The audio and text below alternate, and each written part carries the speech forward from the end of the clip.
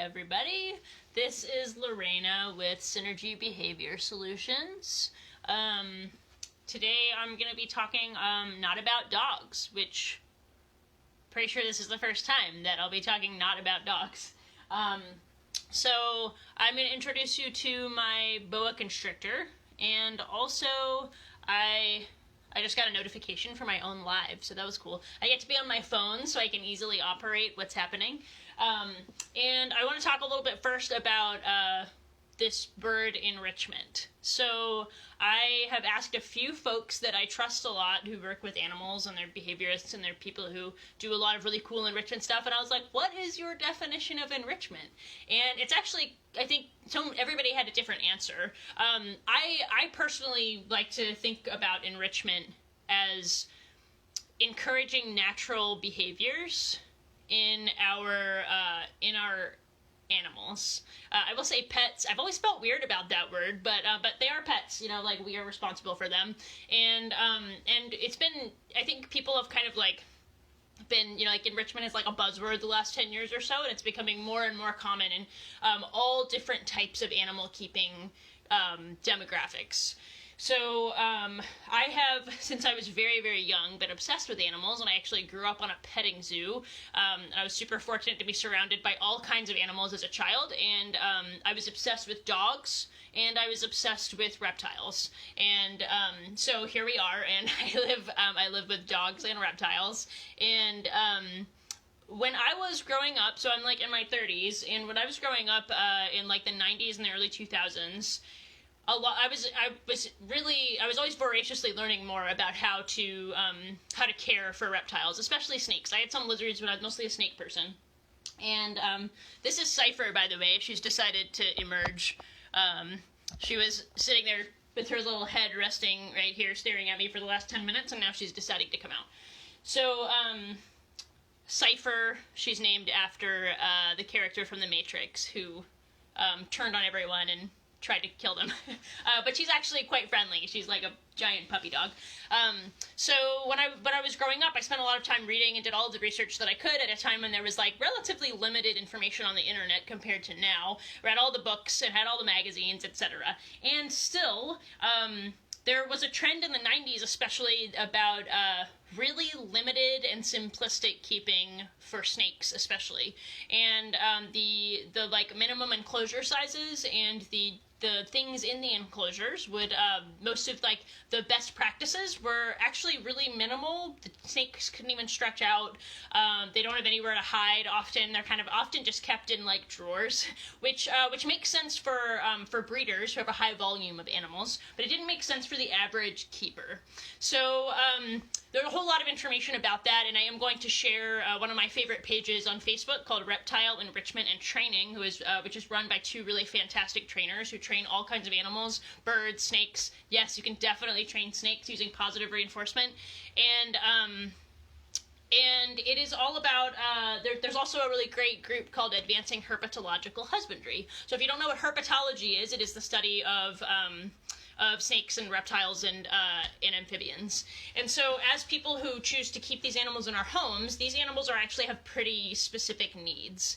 And so when we're thinking about how we can best enhance their lives and try to give them the best life possible, we don't just want them to survive, we want them to thrive. And so I've been thinking a lot about that the past 5 or 6 years. And Cypher here, and she's still moving, and you can still see her, she is she's almost 20 years old, and she is over 8 feet long and almost 40 pounds. So she's a big snake. And she is a boa constrictor imperator, so some people would call her a red-tailed boa. She's not, actually. She's a common boa constrictor. And I've had her since I was about 14, and she was a tiny little baby. She's not so tiny anymore, but you can imagine the behaviors that she might exhibit in the places that she is from, like South America, are really not possible in a regular home environment. And so So I'm not in any way like a herpetology expert. I know quite a bit. I know what I can. I'm always trying to improve. I will say that for a long time I did the best practices of keeping my snakes and what breeders and supposed experts told me to do. And over the last 5 or 6 years, I have realized that I was not giving my animals the best life that I could. So Cypher now, as of this year, has her enclosure that is it's like 8 feet long, 4 feet tall, and 4 feet wide. It's still not big enough for her. So my eventual goal would be to give her an entire room all to herself. But for right now, I think about ways that I can give her the opportunity to practice natural behaviors. So one of the ways that I did that was to give her basking spots so she can bask and receive UVA and UVB rays. I make sure that she has a little pool that she can fit her entire body in so she can soak, which she really enjoys. She actually likes nighttime soaks, which has been an interesting thing to observe. I give her some opportunities to climb. She's pretty heavy, so that can be challenging to do safely. But I just think about ways that she would like to move her body. And the best way that I can give her enrichment, the 2 most common ways that I will do it, is to give her a little bit of a hunting experience with her food. So she eats pre-killed large rats or rabbits, sometimes guinea pigs if I can find them. And so I will hide them somewhere in her enclosure. At some point when she has a larger enclosure, that will be more fun, but it's nice to be able to see her using her tongue and her nose to find her food. But her most common form of enrichment is that I just open her cage and she can roam around. And as soon as the cage opens, almost no matter what time of day, she is out. And that's super interesting to me because a lot of the sort of old school traditional reptile keeping stuff would say that giving them too much space or too many things to do actually stresses them out, which if you think about it from a layman's perspective sounds absolutely ridiculous.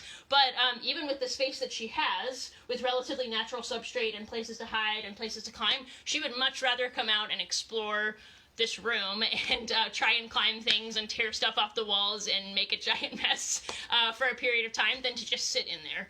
And so this is kind of one of the things that I've been thinking about the last few years in observing her and in working more on having a consent-based relationship with her. So by that I mean I have been trying to handle her and interact with her in ways that that is less force-based and less scary for her. And so so that means like inviting her to come out or inviting her to come to me, which she often will choose to do. I mean, she knows who I am for sure.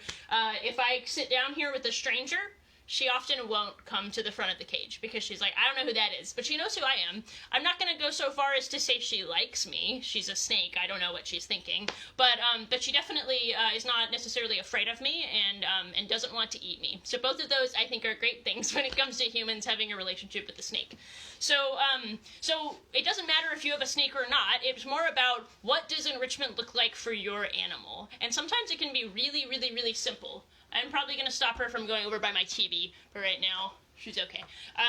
And so, I have a variety of different animals in my house, and I think about, I'm like also a pretty lazy person, so I really like to think about what are the simplest forms of enrichment that can enhance my animal's experience, because we have complete and total control over these animals' lives in a way that, as someone who really likes to interrogate power relationships, actually does cause me some anxiety and some stress in terms of what does it mean to take these animals from their homes and their environments and force them to live in an unnatural state.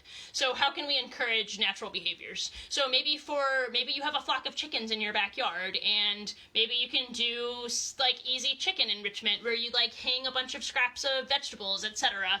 Let's go hang out with Cypher, because now she is trying to go underneath my, I'm gonna invite you not to do that, lady. Like I said, she is, she's quite large and quite heavy, and so sometimes I need to manage her explorations because she will destroy things. She has no idea that how strong and heavy she is, and so she'll like tear cords out of walls and pull stuff off of shelving. But she also is pretty strong and a pretty great climber.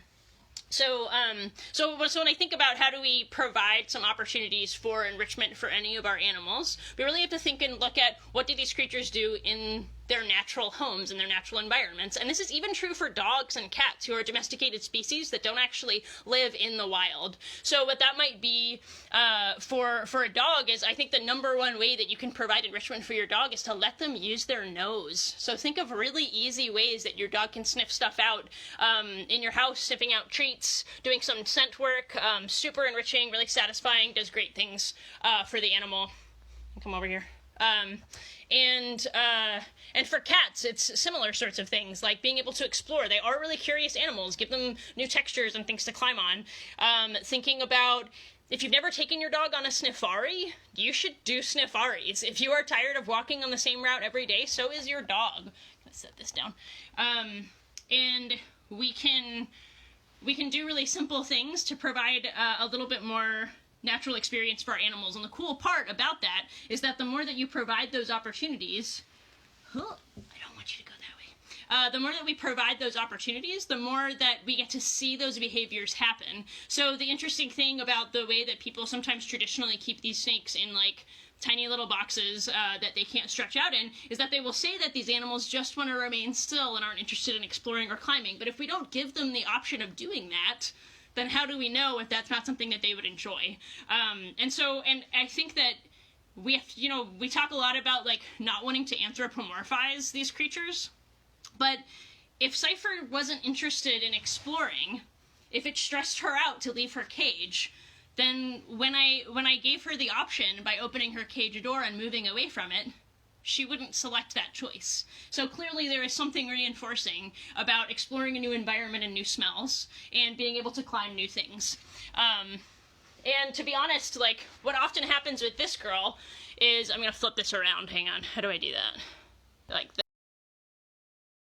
So what often happens with Cypher when I let her out is she really likes to hang out on this bookcase, and she will knock my books off and mess around with it for a while. Sometimes she'll go kind of like to the second or third level, and then almost inevitably she'll explore for a while. She likes to stick around to perimeters. I like to observe these behaviors to see like what sort of things would she be doing if she were in her natural jungle environment. She almost always inevitably will check out the whole environment, and then she will go find a closet.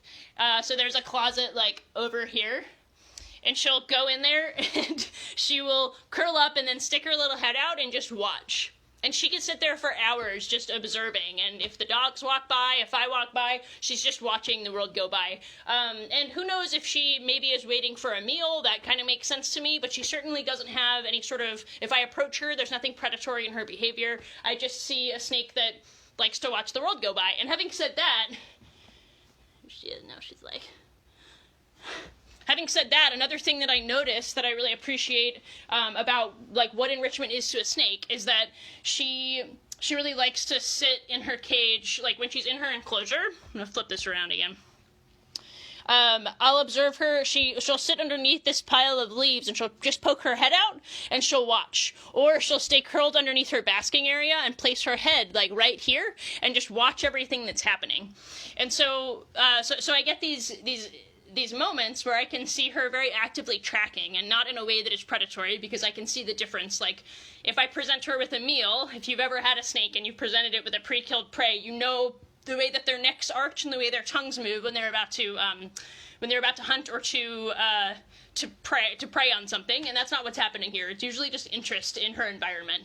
And the more that we provide opportunities for these creatures that people like to argue don't have emotions and don't enjoy things, which I think is kind of silly, but I'm not going to argue about it. All I need to do is see my animals engaging in behaviors that they choose on their own that are clearly reinforcing to the animal. So if we think about behavior as a simple step of like trying to access things that are pleasurable and things that we need to survive, or trying to avoid things that are unpleasant, that's really the basic foundation of behavior, then that is what we have to use, that information that we can observe to determine if the animal is enjoying themselves, right?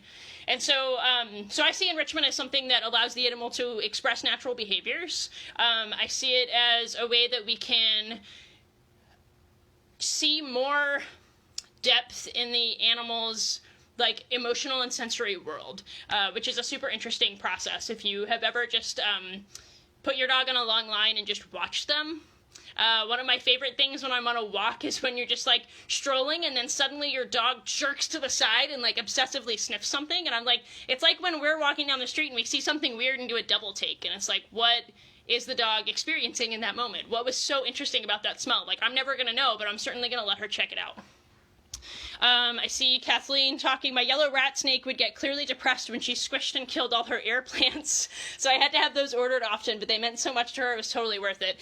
Yeah, that's something that that I in my like planning stages for her cage, I know that if I want to do live plants, which will be my eventual goal, these guys can live for 40 years or so if they're well cared for. So she's only about halfway through her life, and she's very healthy. She actually almost died late last year from a very confusing illness, but we brought her back, and now she's ready and raring to go again. She's perfectly healthy. But that was the experience that I had in terms of, like, I know she's going to crush all of the plants. So whenever I do establish a living enclosure for her, it's going to be lots of hardy stuff like ivy, things that she can hide in, things that I can hide her food in potentially, and definitely some big limbs to climb on because she enjoys moving up high. She's headed into the bathroom right now. So, all right, it's 12:15, so I'm going to wrap up. Let's see. The last things that I want to say about enrichment. Just adding new things to your animal's life. So maybe you have some fish. Just moving around the things in their enclosure or providing them with a new thing to hide in, a new thing to smell or taste every couple of weeks is absolutely enrichment. I also have tarantulas, and I make sure that they have, like, little things to explore and things to do and exhibit natural behaviors. Because if we don't give them the opportunity, it's not really fair to say that, that they're not going to do the thing. So, I wasn't just trying to show off Cypher, I also just want to demonstrate how really easy it is to give an animal that kind of enrichment, and to get to know the specific needs and, like, interests of the creatures that live in your home. So think about what sort of sensory experiences would be unique for your pet. What sort of natural behaviors would they exhibit if you had not taken them from wherever they came from and put them into your world, and what's the easiest way to access those? It's even something for your dogs as simple. I know some people who do like a smell backpack, where if they go to a new place, like go hiking somewhere, they'll gather just little bits and pieces from random places and put them in a bag and then spread them on the floor so their dog can sniff them. And we know how much our dogs love to smell us when we come back from a new location. So even just indulging that sensory experience, even if we can never truly understand it, is really satisfying for us and for our pets, I think. So anyway, if you're interested in seeing more of like really cool enrichment and training options for reptiles, I highly recommend joining the Reptile Enrichment and Training group or following the Reptelligence page on Facebook. And if you have or have ever kept any reptiles or amphibians, please drop them in the comments. I'm always happy to geek out on that stuff, and we'll be periodically sharing stuff, usually on Wednesdays, about training and enrichment for various species. So have a great day, thanks for joining, and I will see you next week.